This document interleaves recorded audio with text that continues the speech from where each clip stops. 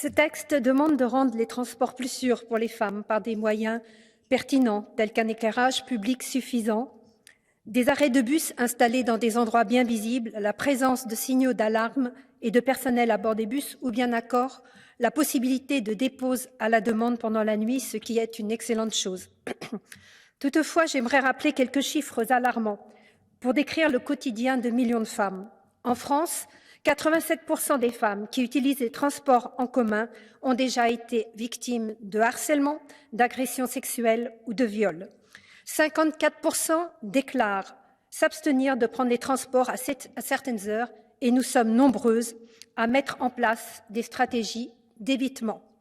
En 2022, dans les transports en commun d'Île-de-France, 69% des personnes mises en cause pour vol ou violence et 62% pour agression sexuelle étaient d'origine étrangère. Alors j'ai une question. Comment peut-on prétendre lutter contre l'insécurité dans les transports en commun sans jamais mentionner la principale source du problème, l'immigration massive et incontrôlée sur nos territoires? Ce texte a cependant l'objectif louable de vouloir améliorer l'accès et la sûreté pour les femmes, notamment aidantes, mères ou à mobilité réduite.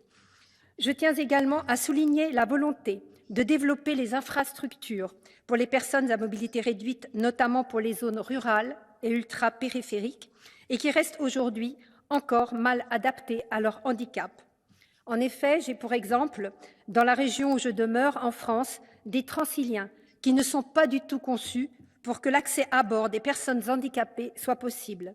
Il est donc important d'y remédier. C'est pour ces raisons, entre autres, que nous voterons en faveur de ce texte qui apporte des solutions sur ce sujet trop souvent délaissé. Merci.